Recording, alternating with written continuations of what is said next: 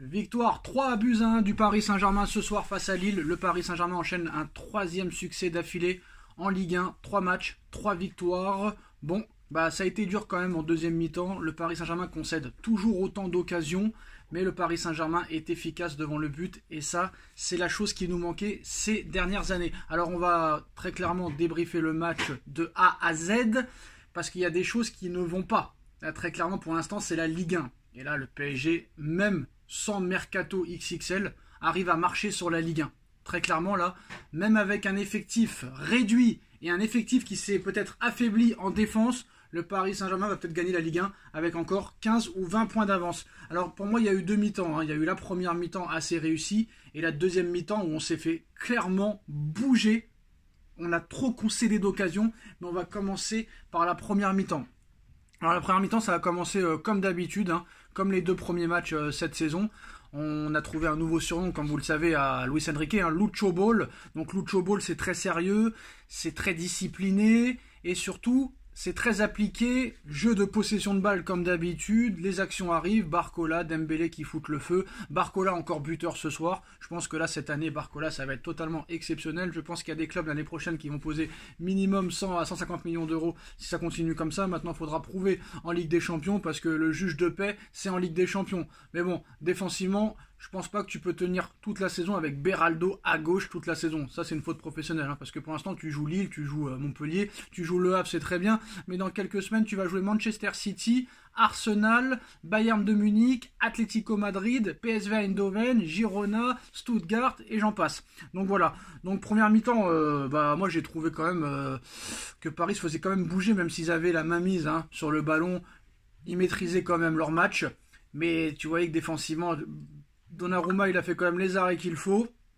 Mais il y a eu quand même une sérénité totale sur le terrain. C'était sérieux. Mais de toute façon, avec le Paris Saint-Germain, c'est toujours pareil. Tu mènes 1-0, tu mènes 2-0, et après, tu arrêtes complètement de jouer. Donc c'est ça le problème. Ils l'ont fait contre Montpellier, mais ils n'arrivent pas à le faire sur la continuité. C'est comme contre Le Havre. C'est exactement la même chose. C'est comme les années précédentes, avec les précédents entraîneurs. Bon, moi, ce que j'aime bien quand même, c'est le pressing tout-terrain, l'attaque directe, le pressing coordonné. C'est beau à voir. Par exemple, l'année dernière, ça jouait à la passe à 10. C'était ennuyeux. Voilà, c'était un match de handball. Il essayait d'imiter Guardiola, Barça 2008-2012.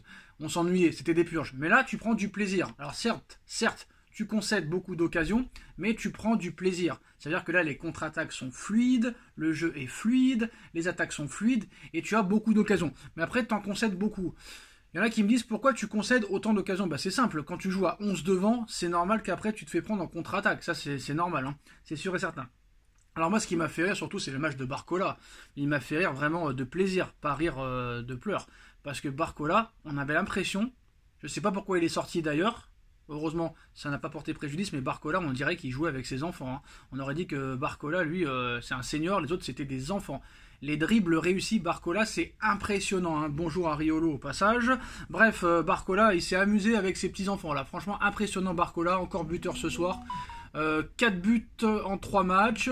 Il y en a qui disent que Greenwood est meilleur, mais je suis pas sûr et certain que Greenwood soit meilleur. Bref, de toute façon, Greenwood, le pauvre... qui peut mettre 150 buts par match, on lui dira toujours ses problèmes extrasportifs, mais c'est pas notre problème, c'est pas un joueur de notre club. Il y a une très bonne connexion depuis le départ du dictateur de Mobutu, là je sais pas quoi, il y a une très bonne connexion entre Dembélé et Barcola. Donc ça se voit que l'autre là, il les a libérés, le libérateur. Donc très bonne connexion entre Ousmane Dembélé et monsieur Barcola.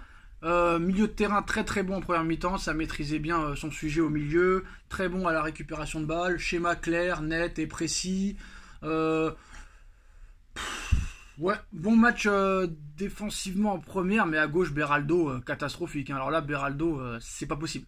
Il va falloir trouver une autre solution pour remplacer Nuno Mendes, parce que Mendes, même quand il n'est pas blessé, le mec arrive à pas être là. Lui, il est trop fort, lui. Lui, c'est comme le mec à l'école, même quand il est pas malade, il arrive à pas être là, le gars. C'est un phénomène. Je pense qu'il y a que lui qui arrive à faire ça. Le mec, pour une fois qu'il est pas blessé, premier match suspendu, troisième match, le mec, il a la grippe en été. Ça, c'est pas possible. Et à un moment donné, je pense que c'est plus un médecin qu'il faut aller voir, c'est un exorciste. Bref, voilà la première mi-temps assez sérieux, mais alors là, après deuxième mi-temps, alors là, à gauche, catastrophique. Je sais pas comment s'appelle le joueur de Lille, là, le chauve, mais il a fait la misère du début à la fin.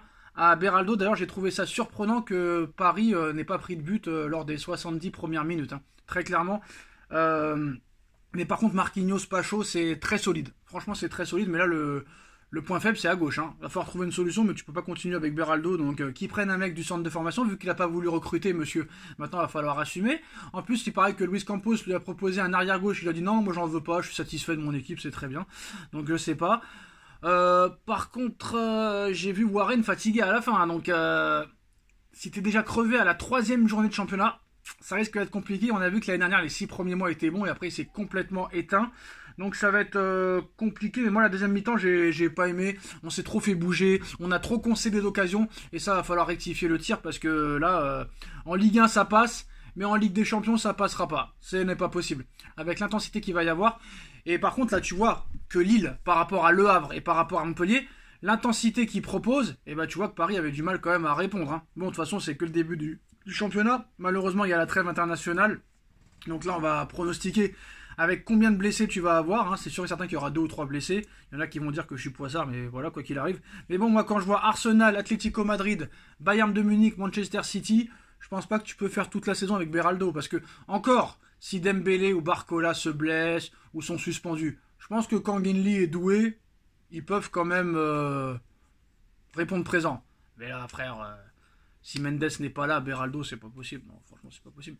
Donc moi, je pense, hein, honnêtement, le mec n'a pas voulu de recrue. Bah, Nuno Mendes, faudra pas le faire jouer tous les matchs. Je pense que Mendes, faudra le faire jouer une fois sur deux.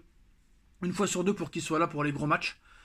Parce qu'on en aura réellement besoin, parce que tu peux pas jouer avec Beraldo contre City, le Bayern, Arsenal, Atlético Madrid, même contre le PSV Eindhoven, etc. Ça va pas être possible, c'est pas possible. Donc voilà, mais sinon, bon bah, efficacité devant le but, hein. Ça c'est la nouveauté, hein. Efficacité devant le but. Randall qui marque. Est-ce que ça va être la saison de Randall cette année? Il est déjà à 2 buts en 3 matchs, hein, c'est quand même pas mal. T'as Barcola qui marque, t'as Kolo Muani qui marque. Il a dit qu'il s'en foutait qu'un joueur de 44 buts est parti. Si on a 4 joueurs qui marque 12 buts, ce sera très bien. Donc voilà. Donc Vitinha qui marque sur penalty.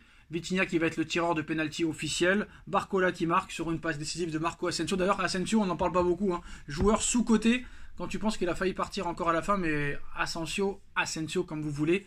Je pense que lui aussi, ça va être plus qu'un élément... ça va être le facteur X. Très très bon Asensio. Franchement, j'ai bien aimé. Passeur décisif pour Barcola. Et faut pas oublier aussi la passe décisive de Désiré Doué, hein, encore décisive sur sa rentrée. Donc Doué, très bonne acclimatation aussi. Donc voilà. Bon, il y a eu du bon, il y a eu du moins bon. En Ligue 1, ça passe, mais je pense pas qu'en Ligue des Champions, ça peut passer avec cet effectif-là. Après, voilà, il y a des matchs, il va falloir enchaîner. Je pense qu'il va falloir qu'il fasse progresser Beraldo ou trouver une autre solution. Qui tu peux mettre à gauche, je ne sais pas, parce que Zagué, c'est très très limite. Marquinhos, il est plus à droite qu'à gauche. T'aurais pu garder Mukele à droite, hein, je comprends pas. Bref, tant que les médias ne poseront pas les questions, on pourra pas savoir ce qui se passe, hein, ça c'est pas possible. Donc voilà, c'est la fin de cette vidéo. Victoire du Paris Saint-Germain, 3-1 face à Lille. Perfect pour le Paris Saint-Germain, 3 matchs, 3 victoires, 9 points sur 9. 12 buts marqués, 2 encaissés. Donc on file déjà vers le titre. Et on se retrouve dans quelques minutes pour débriefer le débrief de Mobutu pour voir s'il a marqué. Je sais pas s'il a marqué, on verra. Tchuss.